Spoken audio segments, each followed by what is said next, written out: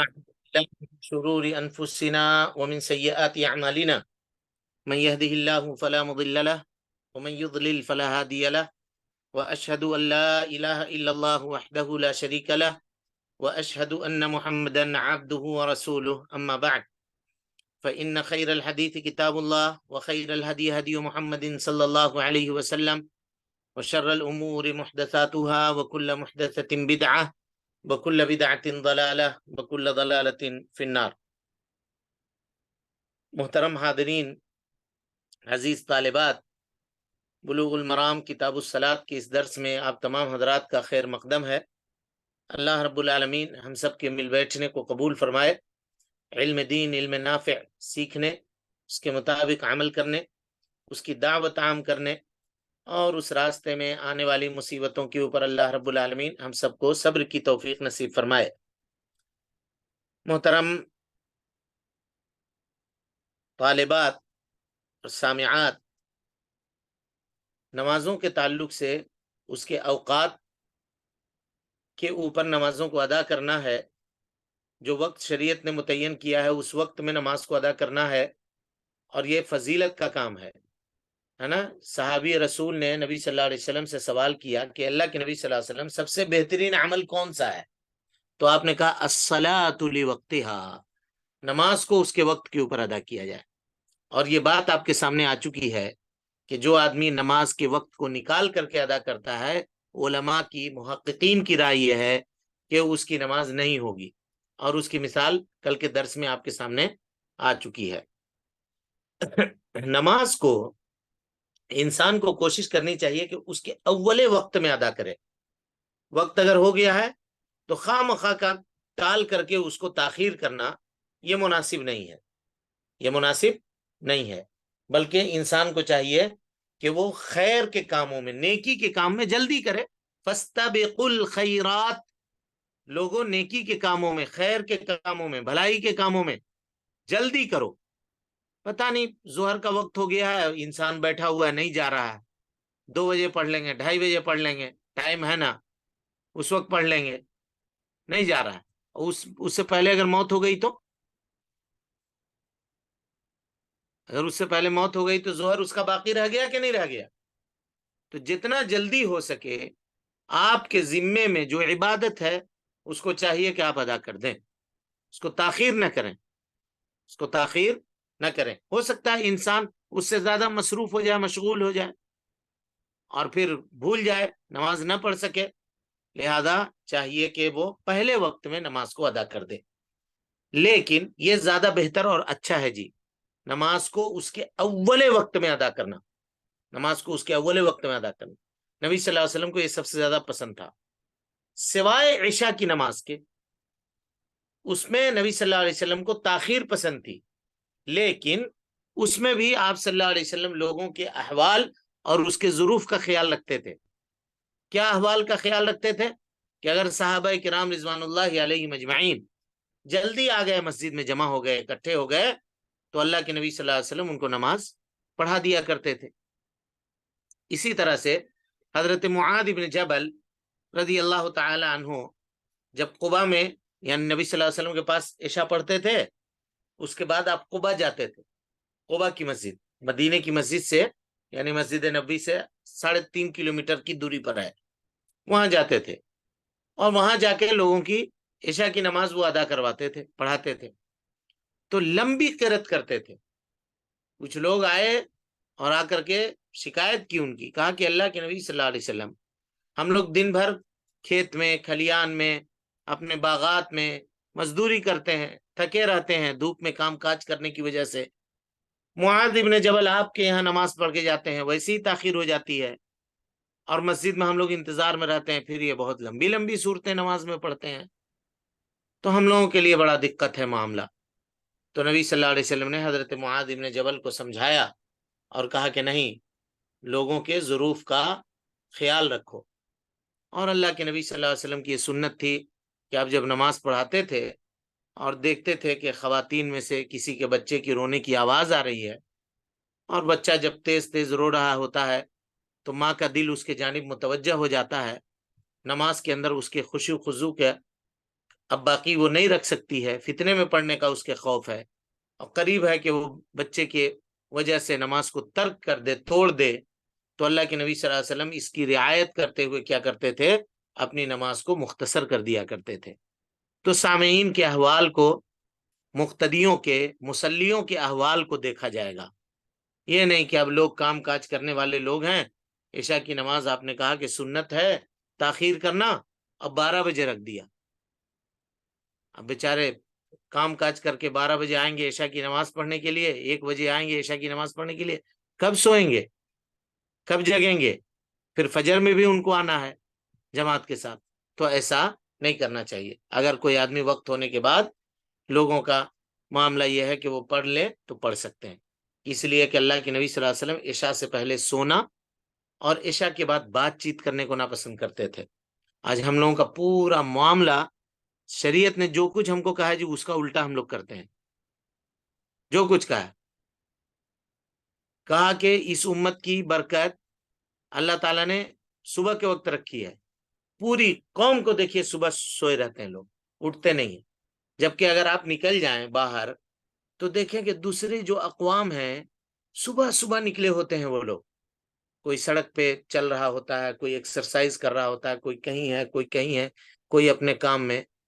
میں جہاں یہاں موجود ہوں، میرا پڑوسی کوئی ہے، فجر کی جس وقت اذان ہوتی ہے، جب ہم جگتے ہیں یہاں، آپ کو اپنی آنکھوں دیکھی ہم بات بتا رہے ہیں، تو گھر کے بغل میں گھنٹی کی ٹن ٹن ٹن ٹن ٹن ٹن گھنٹی بجنے کی آواز آتی ہے۔ یعنی اس سے پہلے وہ گھر والے جگ کر کے، نہا دھو کر کے، وہ لوگ تیار ہو کر کے، وہ اپنی مطلب شرک وغیرہ میں وہ مبتلا ہو گئے، وہ ان کی خود ساختہ عبادت میں وہ لگے ہوئے ہیں۔ لیکن آپ مسلمانوں کے مسجدوں کا حال جا کر کے آپ دیکھ لیں، چند بوڑھے لوگ جو ہوں گے وہ کرسیوں پہ بیٹھے ہوئے اس کونے پہ اس کونے پہ آپ کو نظر آ جائیں گے، باقی لوگ نہیں آئیں گے، نہیں آتے ہیں لوگ۔ تو اس امت کی برکت اللہ نے فجر میں رکھی ہے، سب سویا ہوتا ہے، دکان کوئی نہیں کھولے گا، فجر کی نماز پڑھتا آدمی وقت کے اوپر، اور گھر آ کر کے وقت سے ناشتہ کرتا، اور جا کر کے 6 بجے 6:30 بجے دکان کھول کے بیٹھ جاتا، روزی حاصل ہوتی۔ پھر ظہر کے وقت آتا، بند کر دیتا، 2-4 گھنٹہ بند کر کے، کھا کے قیلولہ کر کے اطمینان سے سو کر کے، پھر اس کے بعد جا کے کھولتا کاروبار میں۔ ایک بات بتا رہا ہوں، مثال دے رہا ہوں، لیکن ایسا نہیں ہے۔ 10 بجے سو کے اٹھے گا آرام سے، پھر 11-12 بجے جا کے اپنے کاروبار میں جائے گا، ظہر کا کھانا عصر کے بعد کھائے گا، رات کا کھانا 12 بجے کے بعد کھائے گا۔ یہ حالات ہے، نتیجہ یہ ہے کہ ہم بیماریوں کے شکار ہیں، پریشانی میں مبتلا ہے۔ ہر آدمی دواؤں کی پوٹلی لے کر کے گھومتا ہے، زندگی ہماری دواؤں کے اوپر منحصر ہو گئی۔ شریعت کے اوپر اگر ہم عمل کرنے والے ہوتے تو اللہ تعالیٰ کی حفظ میں، اللہ تعالیٰ کے امان میں ہوتے، لیکن خود ساختہ زندگی، کوئی کام نہیں ہے، کوئی کام نہیں ہے۔ آپ عشاء کے بعد نکلیے، دیکھیے سیڑھیوں کے اوپر، دکانوں کے سیڑھیوں کے اوپر نوجوان موبائل لے کے بیٹھے ہوئے ہیں، ڈھانٹ لگا کر کے ایک طرف سے بیٹھ کر کے، کوئی گیم کھیل رہا ہے، کوئی کچھ کر رہا ہے، کوئی کچھ کر رہا ہے، حالانکہ یہ سونے کا وقت تھا۔ عشاء پڑھ کے فوراً سو جاتے، اور اس کے بعد تاکہ فجر میں وہ نشیط ہو کر کے پوری نیند مکمل کر کے اٹھتے۔ ہم لوگوں نے اس کو یہ کر دیا۔ اب گھر میں خاتون بھی ہے، تھک ہار کر کے، کام کاج کر کے، برتن وغیرہ سب سیدھا کر کے، 10 بجے آئی بستر پہ، تو اب پھر موبائل پکڑا انہوں نے۔ سب کا یہ حال ہے، 12-1-2 بجتے جب تک آنکھ پورے طور پہ بوجھل نہ ہو جائے اور موبائل سرک کے ہاتھ سے گرنے نہ لگے، وہ بھی پھوٹنے کا خطرہ ہو، گر کے ٹوٹنے کا خطرہ نہ ہو، تو اس وقت بھی آدمی اس کو نہیں چھوڑے گا، اس کو لیے رہتا، اس کے بعد وہ سوتا ہے۔ نتیجہ یہ ہوتا ہے کہ اپنی خانگی زندگی، اپنی ازدواجی زندگی اور اپنے دنیاوی زندگی کے لطف سے بھی لوگ محروم ہو رہے ہیں۔ بہرحال، تو کہنے کا مطلب یہ تھا کہ عشاء کی نماز تاخیر کی جا سکتی ہے، لیکن لوگوں کے ظرف کو، لوگوں کے حالات کو دیکھتے ہوئے۔ باقی تمام نمازوں کو اس کے اول وقت میں ادا کرنا ہے۔ فجر کو اول وقت میں ادا کرے، نبی صلی اللہ علیہ وسلم فجر کی نماز جب ادا کرتے تو اتنی تاریکی ابھی ہوتی کہ بازو والا آدمی، یعنی فجر کی نماز ہو جاتی مسجد نبوی میں، لیکن بازو میں کون آدمی ہے میرے، ہم نہیں اس کو پہچان سکتے تھے۔ ظاہر ہے ٹیوب لائٹ اور لائٹ کا اور اس کا انتظام نہیں تھا، تاریکی میں لوگ نماز ادا کیا کرتے تھے، تو اس وقت بھی اتنی تاریکی ہوتی تھی، یعنی ابھی روشنی نہیں ہوتی تھی، پورے طور پر بغل والا آدمی نہیں پہچان سکتا تھا کہ میرے بازو میں کس نے نماز ادا کی ہے. اسی لیے منافقین فجر کی نماز میں آتے ہی نہیں تھے. فجر کی نماز میں اور عشاء کی نماز میں آتے ہی نہیں تھے. مسجد میں تاریکی ہے, کون دیکھے گا ہم آئے ہیں کہ نہیں آئے ہیں. یراؤن الناس, لوگوں کو دکھانے کے لیے نماز ادا کرتے تھے. اور آج بھی منافقوں کے اوپر سب سے بھاری جو نماز ہے یہی ہے, عشاء اور فجر, عشاء اور فجر.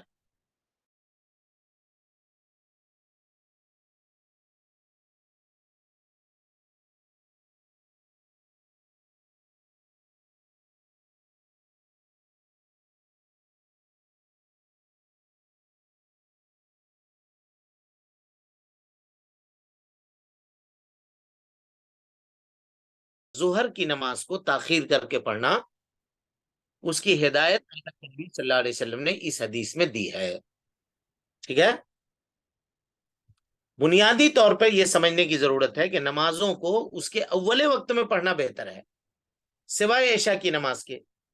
اور گرمی کے دنوں میں اللہ کے نبی صلی اللہ علیہ وسلم نے سخت دھوپ کے وقت نماز کو کہا ہے کہ ظہر کی نماز کو تاخیر پڑھ سکتا ہے آدمی, ظہر کی نماز کو کھیر کر کے پڑھ سکتا ہے. روایت آپ کے سامنے پڑھی جا چکی ہے. حضرت ابو ہریرہ رضی اللہ تعالی عنہ راوی حدیث ہیں. عبد الرحمن ابن صخر الدوسی کہتے ہیں قال رسول اللہ صلی اللہ علیہ وسلم, اللہ کے نبی صلی اللہ علیہ وسلم نے فرمایا, اذا اشتد الحر, جب سخت گرمی کا زمانہ ہو, شدت ہو, حر مانے گرمی, جب گرمی کی شدت ہو, ابردوا بالصلاۃ, نماز کو ٹھنڈا کرو, نماز کو کیا کرو, ٹھنڈا کرو. کہا کیوں؟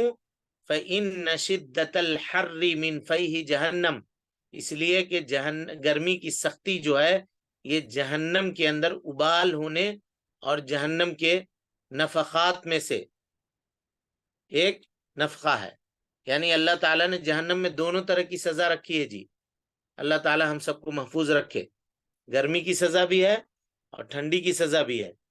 جب ٹھنڈی کا اضافہ جہنم میں ہو جاتا ہے تو اللہ تعالیٰ سانس لینے کا حکم دیتا ہے. جب سانس چھوڑتی ہے یا سانس لیتی ہے جہنم تو یہاں ٹھنڈی ہوتی ہے اور دنیا کے اندر.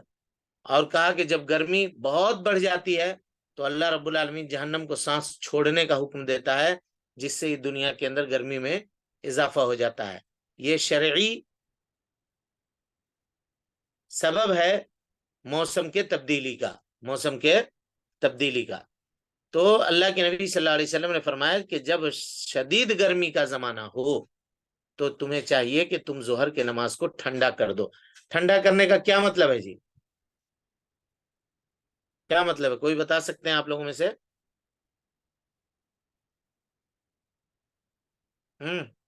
میوٹ ہے سارے لوگ. تھوڑا وقت, تھوڑا دیر سے ادا کرنا, تھوڑا دیر سے ادا کرنا. اگر تھوڑی دیر سے ادا کریں گے, تھوڑی دیر سے ادا کریں گے تو اور گرم ہوگا یا ٹھنڈا ہوگا؟ حرارت پیدا ہوگی, ہاں, اور گرمی بڑھے گی. وقت میں ادا کر لیں گے ہاں اور زیادہ گرمی ہوگی. ہاں, اور زیادہ گرمی ہے. ظاہر ہے اگر ظہر کا وقت ابھی 12:30 بجے ہوتا ہے, ایک مثال دے رہا ہوں, تو اگر 12:30 بجے پڑھیں گے تو ابھی جو زمین گرم ہے 2 گھنٹہ اور تاخیر کر دیں گے, 2:30 بجا دیں گے تو دھوپ تو اور بڑھ جائے گی نا.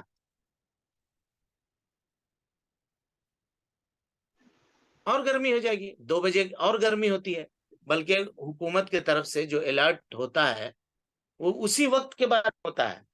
دوپہر کے وقت نہ نکلیے, صبح نکلیے, 11-12 بجتے بجتے اپنے گھر چلے جائیے.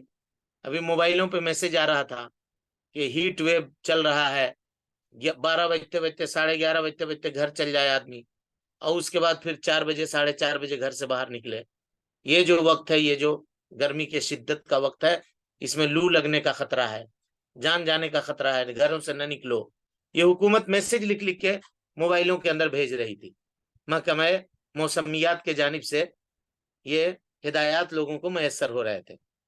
تو کیسے اس حدیث کو کیسے سمجھیے گا؟ اذا اشتد الحر فابردوا بالصلاۃ، نماز کو ٹھنڈا کرو. کیا اثر کے بعد پڑھیں گے کیا ظہر کو؟ نہیں شیخ، اول وقت پہ ادا کریں گے. پھر نہیں، ابردوا کا کیا مطلب ہوا؟ اثر سے پہلے. ہاں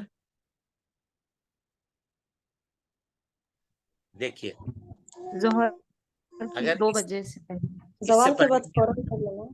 ہاں اس سے پہلے کی روایت اگر صحیح سے سمجھ جاتے ہیں نا آپ لوگ تو اس کا جواب دے دیتے. ظہر کا وقت کب شروع ہوتا ہے جی؟ زوال کے بعد سے. جب کسی زوال چیز کے کا بعد سے. سایہ اس کی کسی چیز کا سایہ اس سے بڑھ جائے گا. ہاں ہر چیز کا سایہ ہونے لگے، یہ نا جی، ہونے لگے سایہ. یہاں تک کہ اگر اس کے مثل ہو جائے تو وہاں سے عصر کے نماز کا وقت شروع ہو جاتا ہے. کہنے کا مطلب یہ ہے کہ جس وقت ظہر کے نماز کا وقت ہوتا ہے نا، اس میں دیواروں میں سائے نہیں ہوتے، تھوڑا تھوڑا سایہ ہوتا ہے. کہ تھوڑی سی تاخیر کر دو تاکہ دیواروں کے سائے ہو جائیں، تاکہ جو لوگ چل کر کے گلیوں سے نکل کر کے اپنے گھروں سے آنے والے ہیں مسجد میں، وہ سایوں میں چل کر کے آئے. سمجھے بات کو کہ نہیں سمجھے؟ جی شیخ. ہاں دیوار کے اوٹ سے سائے میں چل چل کر کے آئے. راستے میں جب سایہ بن جائے تو اس سائے میں، چھاؤں میں چل کر کے وہ لوگ نماز کے لیے آئے. یہ مطلب ہے. یہ مطلب نہیں ہے کہ اس کو ایک دم عصر تک لے کر کے چلے جائیے اور اس کے وقت کو نکال کر کے پڑھیے. یہ مطلب نہیں ہے، تھوڑا سا تاخیر کر دینا مطلب ہے. امام شافعی رحمت اللہ علیہ کہتے ہیں اس حدیث کے تعلق سے، کہتے ہیں کہ نماز کو تاخیر سے یا ٹھنڈا کر کے پڑھنے کا معاملہ اس وقت ہوگا جب لوگ مسجد میں دور سے چل کر کے آتے ہوں گے. لیکن اگر کوئی آدمی تنہا اکیلا مصلی ہے تو اس کو چاہیے کہ وہ وقت کے اوپر نماز ادا کر لے.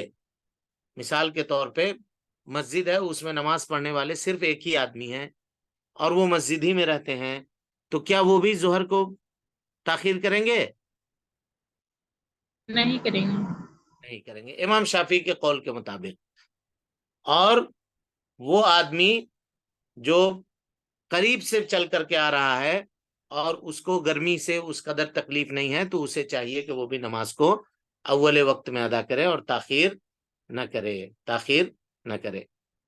یہ امام شافعی رحمۃ اللہ علیہ کہتے ہیں کہ رخصت اللہ کے نبی صلی اللہ علیہ وسلم نے ان لوگوں کے لیے دی ہے جو دور سے مسجد میں چل کر کے آنے والے لوگ ہیں. اب یہاں ایک بات آپ غور کیجئے، ہم لوگ جان بوجھ کر کے نمازوں کو چھوڑ کر کے گھر میں ایک مصلی بچھا کے نماز ادا کر لیتے ہیں ظہر اثر. دیکھیے مقتدیوں کو اکٹھا اور جمع کرنے کا کتنا خیال کیا نبی صلی اللہ علیہ وسلم نے. یہ کہہ سکتے تھے کہ چلو بہت دھوپ کا موسم ہے، دیواروں میں سایہ بھی نہیں ہے، ظہر کا وقت ہو گیا ہے، کہاں مسجد آؤ گے، اپنے اپنے گھر میں پڑھ لو نماز. لیکن آپ نے کہا نہیں، نماز کو تاخیر کرنی پڑے تھوڑی تو کر دو تاکہ دیواروں کے سائے بن جائیں اور اس کے اوٹ سے لوگ چل کر کے مسجد آئیں. لیکن بلا عذر کے تم گھر میں نہیں پڑھ سکتے ہو نماز، ورنہ کہہ دیتے سارے لوگ اپنے اپنے گھر میں پڑھ لو جی نماز، گرمی بہت ہے نا، آنے کی ضرورت نہیں ہے. آج ہم لوگ ذرا ذرا سے معاملے کے لیے گھر میں مصلی ایک رکھے ہوئے ہیں اور اس میں نماز ادا کر دیا، جان بوجھ کر کے جماعت چھوڑ دی. مردوں کے لیے کر رہے ہیں خاص طور پہ، خواتین تو گھر میں پڑھیں گی نماز، مسجد میں اگر انتظام ہے اور وہ جانا چاہتی ہیں تو جائیں گی، لیکن گھر میں ان کے لیے، مردوں کی بات یہاں پہ چل رہی ہے. تو اگر دیکھیے اس طرح سے گھر میں بھائی کر رہا ہے یا گھر کا لڑکا کر رہا ہے یا خاوند ہے گھر میں یا والد ہیں یا کوئی کر رہے ہیں تو آپ کہیے کہ نہیں جائز ہے، سمجھائیے ان کو. جماعت سے پڑھنا ہے مردوں کو نماز. اللہ کے نبی صلی اللہ علیہ وسلم نے نماز کو کہا تھوڑی تاخیر کر دو، یہ نہیں کہا کہ تم لوگ پڑھ لو اپنے اپنے گھر میں. سمجھے بات کو کہ نہیں سمجھے؟ جی الحمدللہ سمجھ گئی. جی لیکن تو اس کا یہ مطلب ہوا کہ امام شافعی یہ کہتے ہیں کہ جو دور سے آئے گا وہی کرے گا. لیکن ایک روایت ہے جی، حضرت ابو ذر غفاری رضی اللہ تعالیٰ عنہ راوی حدیث ہیں، کہتے ہیں کہ ہم لوگ سفر میں تھے، حضرت بلال رضی اللہ تعالیٰ عنہ نے اذان دینی چاہیے ظہر کی، تو نبی صلی اللہ علیہ وسلم نے کہا یا بلال ابرد، اے بلال تھوڑا ٹھنڈا کرو۔ اگر امام شافعی کا یہ قول مناسب اور درست ہوتا تو ظاہر سفر میں جو قافلے والے جا رہے ہیں وہاں تو سب کے سب موجود ہیں، تو اللہ کے نبی صلی اللہ علیہ وسلم نے بلال کو کیوں حکم دیا کہ وہ نماز کو ٹھنڈا کریں، تھوڑی تاخیر سے پڑھیں؟ وہاں تو سفر میں سارے لوگ اکٹھا ہیں، سارے لوگ اترے ہیں اور وہ نماز پڑھیں گے وہ۔ ہاں بتا سکتے ہیں جی آپ لوگوں میں سے کوئی؟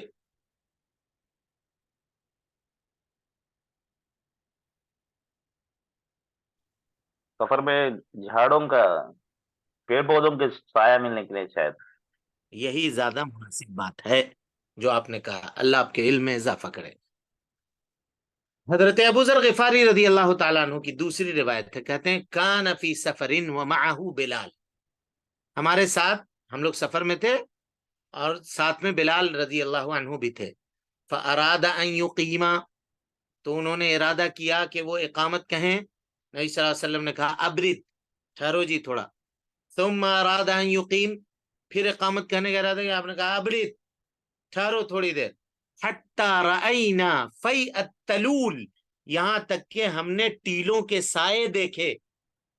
ٹیلوں کے، تلول کہتے ہیں چھوٹی چھوٹا ٹیلا جو ہوتا ہے، ریت کے ڈھیر، ان کے سائے نظر آنے لگے، تو اللہ کے نبی صلی اللہ علیہ وسلم نے بلال کو حکم دیا کہ اب اقامت کہو، اور آپ نے نماز ادا کی۔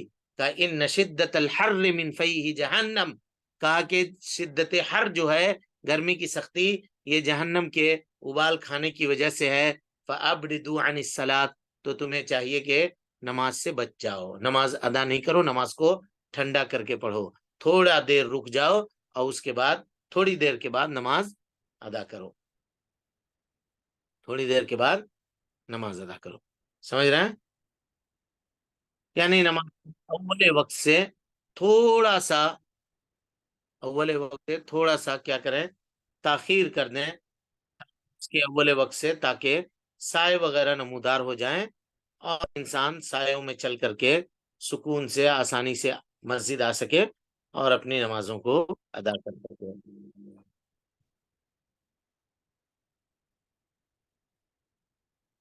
چلیے اس کے بعد کی روایت پڑھیے۔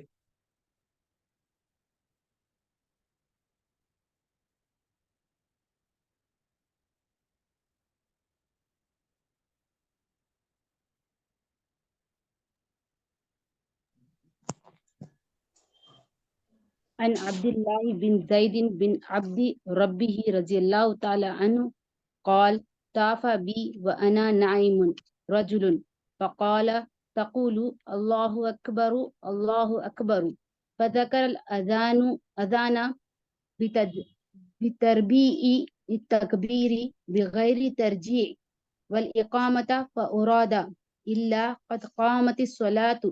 قال فلما أصبحت أتيت رسول الله صلى الله عليه وآله وسلم فقال إنها لرؤيا حق الحديث. ترجمہ کیجیے۔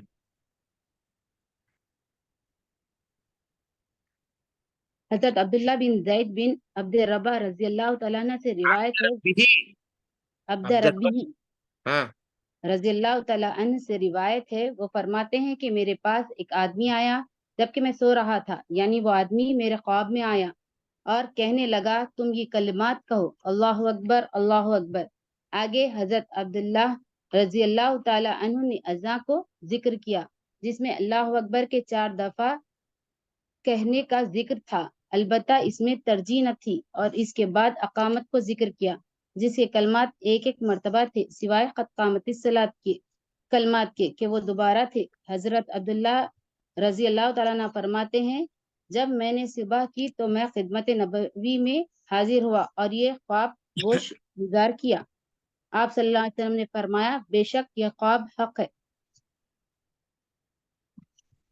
بے شک یہ خواب کیا ہے؟ حق ہے۔ یہ خواب حق ہے۔ اور کوئی پڑھیے ایک مرتبہ روایت کو۔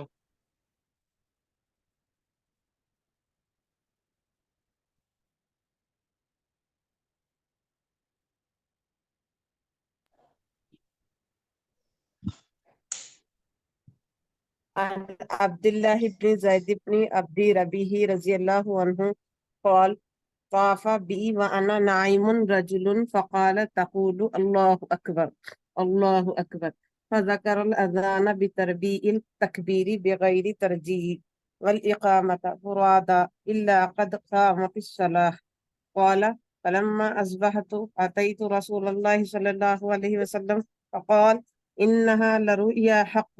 الحديث أخرجه أحمد وأبو داود وصححه الترمذي وابن خزيمة. وزاد أحمد في آخره قصة قول بلال في أذان الفجر الصلاة خير من النوم. ہوں، اچھی بات ہے.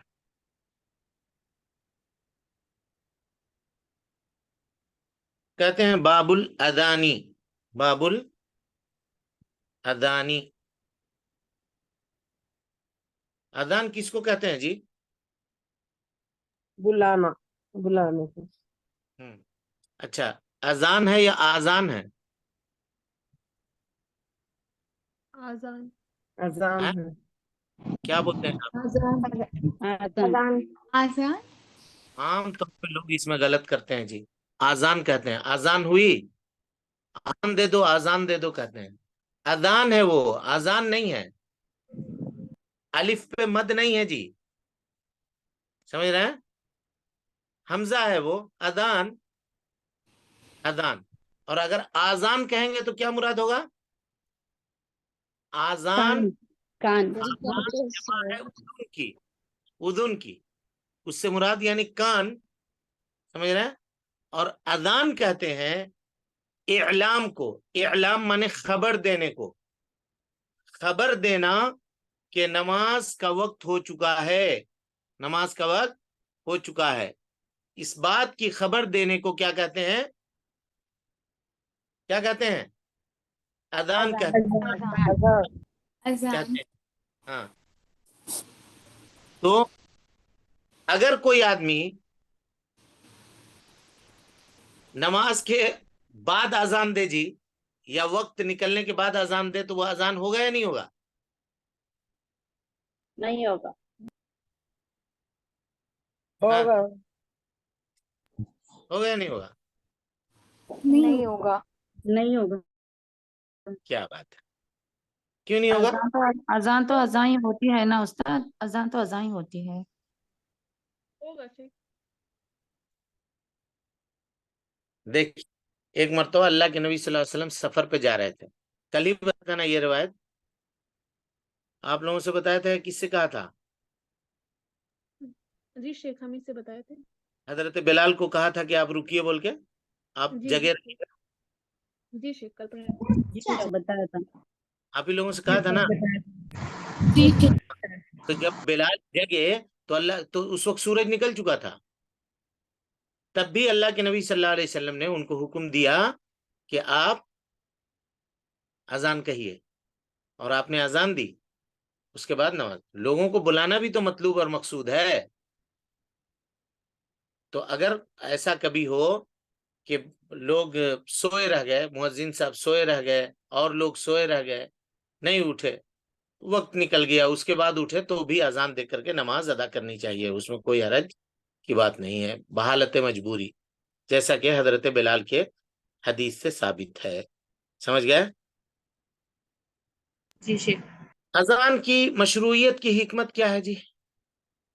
حکمت یہ ہے کہ لوگوں کو پتہ چل جائے کہ نماز کا وقت ہو چکا ہے.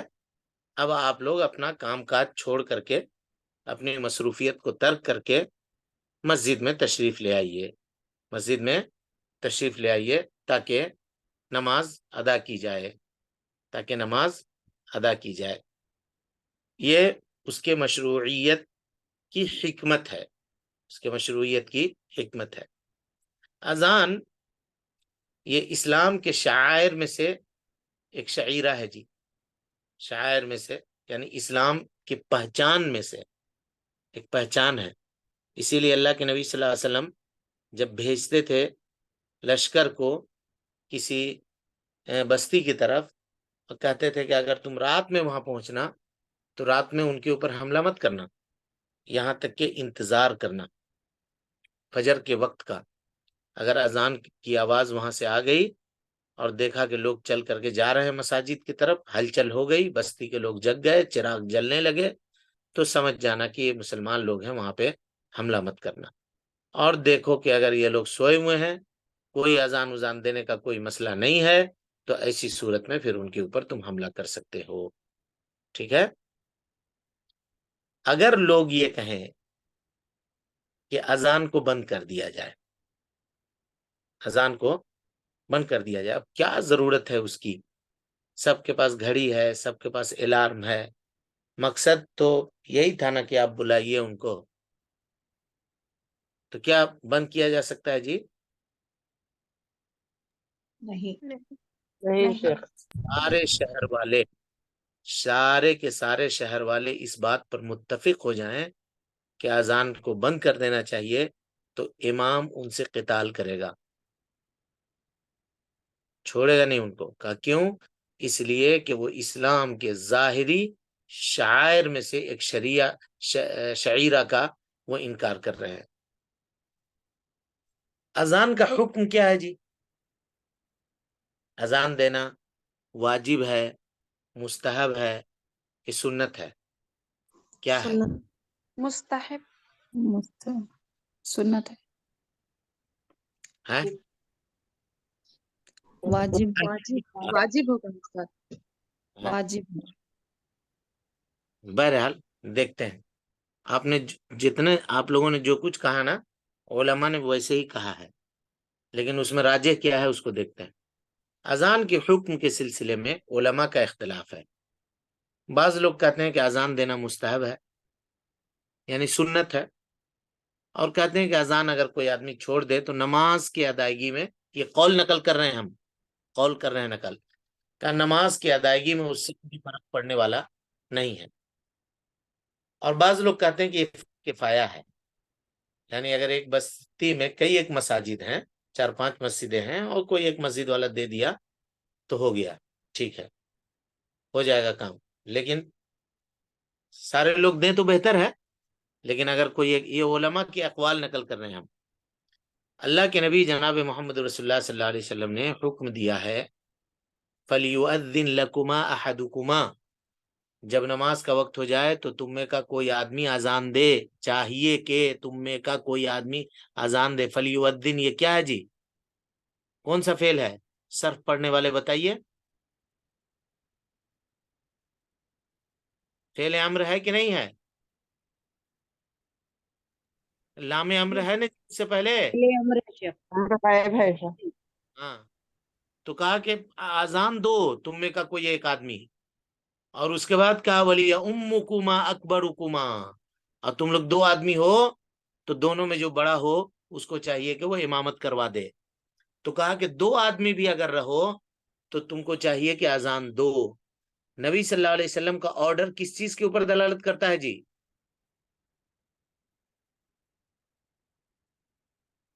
بولیے. واجب. واجب واجب. واجب. شریعت اگر واجب. کسی چیز کے کرنے کا حکم آپ کو دیتی ہے تو اس سے یہ پتا چلا کہ حکم دیا ہے تو یہ واجب ہے، ٹھیک ہے. لیکن کیا سب کے اوپر اذان دینا واجب ہے؟ کہا نہیں. ایک مسجد میں اگر 50 لوگ نماز پڑھتے ہیں، ایک مؤذن صاحب ہے وہ اذان دے دیے، کافی ہو گیا، سب کو دینے کی ضرورت نہیں ہے. اسی طرح سے 5 مسجدیں ہیں تو 5 مسجد کے مؤذن اپنے اپنے وقت میں اذان دیں گے، اس میں کوئی حرج کی بات نہیں ہے. لیکن ایک مسجد میں 50 مصلی ہیں، ایک مثال دے رہا ہوں، 50 آدمی نماز پڑھتے ہیں اور کوئی وہاں اذان نہیں دیا، تو 50 کے 50 گنہگار ہوں گے. کیوں نہیں اذان ہوئی؟ کیوں آپ لوگوں نے اذان نہیں دی؟ تو پتہ یہ چلا کہ یہ فرض کفایہ ہے. اگر کوئی ایک آدمی دے دے اذان تو سب کے طرف سے ادا ہو جائے گا، لیکن اگر کوئی نہ دے تو سب گنہگار ہوں گے، سب گنہگار ہوں گے. اسی لیے آدمی کو یہ نہیں سوچنا چاہیے کہ اذان دینے کی ڈیوٹی اس کی ہے تو وہی دے گا. نہیں، اگر وہ نہیں ہے، کبھی بیمار ہے، کبھی کچھ ہے، تو انتظار کرتے نہیں بیٹھیے، اذان دے دیجیے، اذان دے دیجیے. اور حالات دیکھتے ہوئے اگر اجازت لینے کی ضرورت ہے تو اجازت لے لیجیے، مؤذن صاحب کو فون کر لیجیے، کہاں ہیں آپ، اذان کا وقت ہو گیا، دے دیں ہم اذان. کہاں بھائی دے دو، دے دیجیے اذان، اس کی وجہ سے رکیے نہیں. سمجھ میں آئی بات کہ نہیں آئی؟ جی استاد. کیا حکم ہوا اذان کا؟ واجب ہے، فرض کفایہ. واجب ہے لیکن واجب علی الکفایہ. ٹھیک ہے، واجب علی الکفایہ. کوئی اگر دے دے تو سارے لوگوں سے وہ معاملہ ختم ہو جائے گا. اب بعض لوگوں نے جیسا کہ ہم نے کہا کہ سنت ہے، اس لیے کہ اس کو چھوڑ دینے سے نماز کے اندر کوئی خلل واقع اور نماز میں کوئی فرق نہیں ہوتی ہے، اور کہا کہ یہ اسلام کے شعائر میں سے ایک شعائر ہے تو اسی لیے اذان دینی چاہیے. اور اللہ کے نبی صلی اللہ علیہ وسلم سے کبھی بھی یہ ثابت نہیں ہے جی کہ نبی صلی اللہ علیہ وسلم نے بغیر اذان کے کوئی نماز ادا کی ہو. یہاں تک کہ اللہ کے نبی صلی اللہ علیہ وسلم نے عرفہ، منی، مزدلفہ جہاں کہیں بھی نماز ادا کی، وہاں مسجد نہیں تھی اس زمانے میں، آپ نے اذان دلوائی. چنانچہ کہا کہ عرفہ میں ظہر کی اذان ہوگی اور اس کے بعد اقامت ہوگی، ظہر کی نماز ادا کریں گے اور پھر فوراً اقامت کہہ کے عصر کی نماز ادا کریں گے. لیکن اذان آپ نے دیا. لیکن اگر کوئی آدمی اقامت چھوڑ دیتے جی، اس کا کیا حکم ہے؟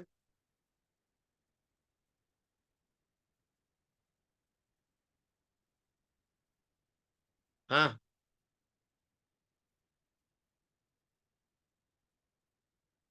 بولیے. ہاں یہ بھی واجب ہے. اقامت کا کیا حکم ہے؟ ہو گیا، وقت ہو گیا ہے کیا؟ سنت ہے. واجب ہے. اقامت کا بھی وہی حکم ہوگا شاید جو اذان کا ہے. کیسے؟ جی فرض کفایہ، واجب وغیرہ. اچھا یہ جی بتائیے، استاد، ابھی آپ نے بتایا نا کہ حدیث میں آخر میں جو ہے نا حضرت بلال کو حکم دیا کہ فجر کی وقت اقامت دیں. اذان کہیں حکم دیا؟ وہی والی حدیث میں نیچے.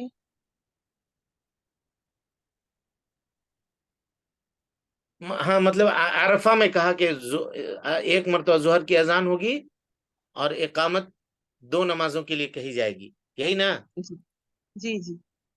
لیکن اگر مؤذن صاحب اقامت نہ کہیں اور امام صاحب نماز پڑھا دے بغیر اقامت کے، تو کیا نماز دہرانی پڑے گی؟ نہیں دونوں پڑیں گے. نہیں استاد، نہیں دہرانی پڑے گی. نماز ہو جائے گی، نماز کو دہرانا نہیں ہوگا. ہاں نماز ہو جائے گی، صحیح کہا آپ نے، اس کو دہرانا نہیں ہے، لیکن گناہ ہوگا اقامت کے چھوڑنے کا، گناہ ہوگا اقامت کے چھوڑنے کا. ٹھیک ہے، جی شیخ. جی وقت ہو گیا کیا؟ جی شیخ. ٹھیک، باقی کل پڑھیں گے انشاءاللہ. انشاءاللہ. جزاک اللہ.